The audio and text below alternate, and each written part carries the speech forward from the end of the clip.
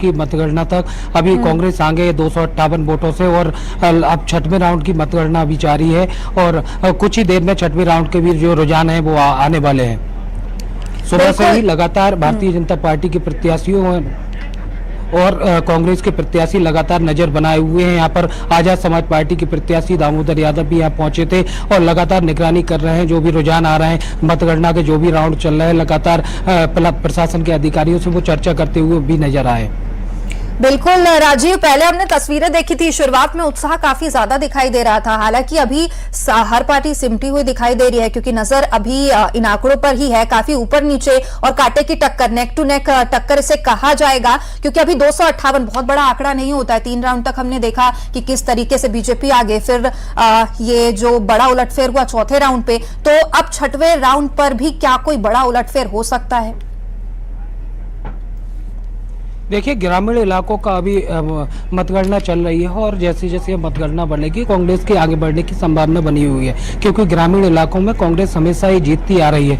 उसके बाद जब शहर में प्रवेश करेंगे तो भारतीय जनता पार्टी की बढ़ने की संभावना है। और बसई इलाका भी है दतिया का, जो कि बीजेपी कांग्रेस का पूरी तरह से गढ़ माना जाता है और दोनों ही इस बार यहाँ पर अपनी अपनी जीत के दावे भर रहे थे। बसई का जैसे ही मतगणना होगी और रुझान आएंगे तो कहीं ना कहीं कांग्रेस और बीजेपी जो बड़े बड़े दावे कर रही थी, लेकिन अब देखने वाली बात होगी कि बसई किस तरफ जाती है, क्योंकि बसई ने इस तरह से बढ़त कुंवर घनश्याम सिंह ने बनाई हुई है, वो बढ़त अब बनी रह सकती है। साथ ही भारतीय जनता पार्टी के आशुतोष तिवारी के पक्ष में भी जा सकती है। और साथ ही आपको बता दें कि इस तरह से जो भी काउंटिंग में आगे राउंड्स होंगे वो काफी कुछ निर्णय लेने में मदद करेंगे। और अभी तक जो काउंटिंग हुई है, 7 राउंड की काउंटिंग की बात करें तो इस काउंटिंग में काफी कुछ स्पष्ट हो गया है। दावों और वादों की हकीकत धीरे धीरे खुलने लगी है। और बात करें घनश्याम सिंह की, तो घनश्याम सिंह ने अब तक यहां जो बढ़त बनाई हुई है वो 3292, माफ कीजिएगा 95 वोटों की है। तो लगभग 3300 वोट, कुछ ही 5-6 वोट्स की कमी है, 3300 वोटों से ज्यादा का अंतर यहां पर हो सकता है। और आशुतोष तिवारी जो अब तक पहले 2-3 राउंड में आगे चल रहे थे, अब इस वक्त पीछे चल रहे हैं। और साथ ही घनश्याम सिंह आगे चल रहे हैं। और दामोदर यादव जो कि एक बड़ा डेंट देने के लिए उतरे थे चुनावी मैदान में, अभी तक उनका भी कुछ हला भला नहीं हो पाया है। और जो डेंट अब तक जो दिखाई दे रहा है वो बीजेपी को ही हुआ दिखाई दे रहा है। 7वें राउंड की काउंटिंग का असर अब यह है कि 3295 वोटों से आगे चल रहे हैं कांग्रेस पार्टी के कुंवर घनश्याम सिंह। 7वें राउंड में कांग्रेस पार्टी आगे बढ़त बनाए हुए है। दतिया उपचुनाव में ये अंतर बहुत बड़ा नहीं है, ये जीत हार मायने रखेगी। अंतर वोटों का ज्यादा रहे या कम, लेकिन जीत हार बहुत बड़ा मायने रखेगी। एक बड़ा मैसेज यहां से जा सकता है। और वो पुराने धुरंधर खिलाड़ी हैं कुंवर घनश्याम सिंह, दतिया की सीट पर पहले भी विधायक रह चुके हैं और अब एक बार फिर से जनता के बीच वो हैं।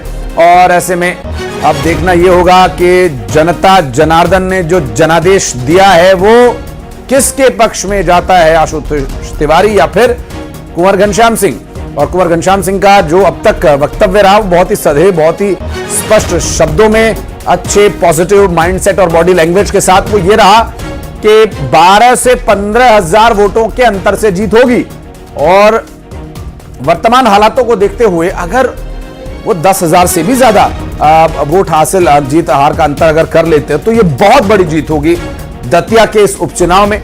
जिस तरह की हालात, जिस तरह की परिस्थितियां बनी हुई हैं, यहां पर जीत हार का अंतर करने में बहुत कम वोट एक बड़ी जीत का संकेत देंगे। लेकिन जिस तरह से कुंवर घनश्याम सिंह ने अब तक बढ़त बनाए हुए हैं, वे एक तरह से मनोवैज्ञानिक बढ़त तो कांग्रेस पार्टी को मिल ही गई है। और राजेंद्र भारती के खिलाफ लिया गया निर्णय, चाहे वो कांग्रेस पार्टी के द्वारा बहुत देर बाद लिया गया, लेकिन चुनाव के नतीजे तब तक आने को थे और लगभग सभी कुछ हो चुका था, वोट डाले जा चुके थे, उसमें तब कोई बदलाव नहीं किया जा सकता था। और संभव है कि ऐसी परिस्थितियों में कांग्रेस पार्टी के लिए ये एक बड़ी संजीवनी का काम करेगी।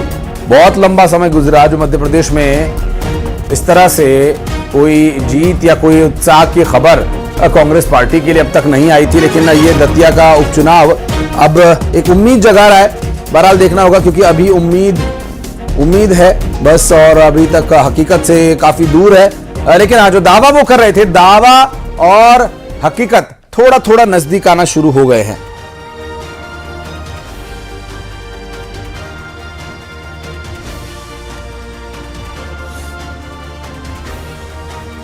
और जिस तरह से अब तक बढ़त बनी हुई है 7वें राउंड में, बात करेंगे। रवि सक्सेना जी हमारे साथ जुड़ गए हैं, कांग्रेस पार्टी के प्रवक्ता हैं।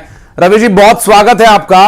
और जो लीड है वो लगभग 3300 वोटों की है कुंवर घनश्याम सिंह की। तो निश्चित रूप से मैंने आज सुबह भी एक चैनल पे था, तब भी मैंने कहा कि हमारी जीत लगभग 15 से 20 हजार वोट की होगी।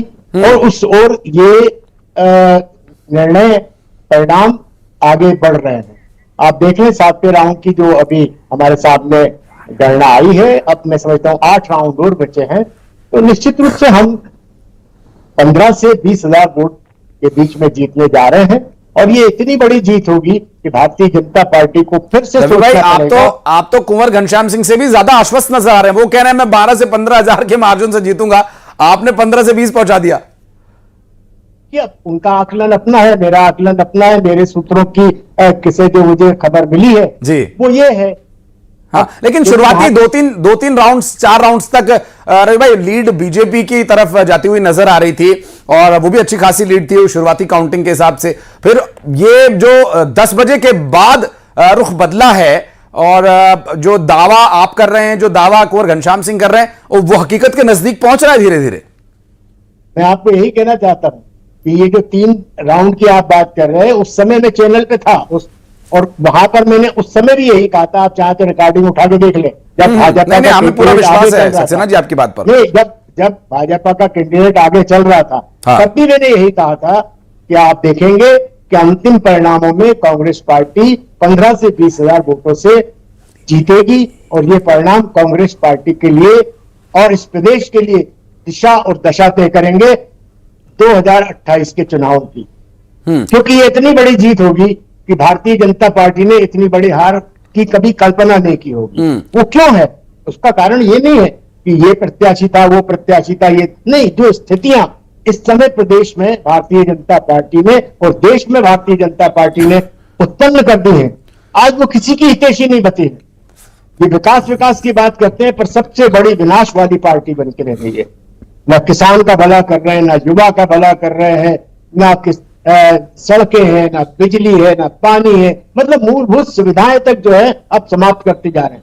आप दतिया में देखें, इतने साल नरोत्तम मिश्रा है, एक ऐसा बड़ा उद्योग नहीं लगा पाए जिसमें कि वहां पर जो है वहां के बेरोजगार युवाओं को रोजगार मिलता है। पीताम्बरा मैया का स्थान है, लाखों लाख दर्शनार्थी वहां आते हैं। आप देखें, पर्यटन का इतना बड़ा केंद्र होने के बावजूद भी आज भी वहां पर्यटकों के लिए कोई मूलभूत सुविधाएं नहीं। मैं खुद होके आया हूं अभी 2 महीने पहले, तब मैंने देखा कि वहां पे आज भी वही की वही स्थितियां हैं। तो आखिर आप विकास की बात करते हैं, पर आपको करना केवल विनाश विनाश और विनाश है। आप देश के बारे में सोचते ही नहीं है।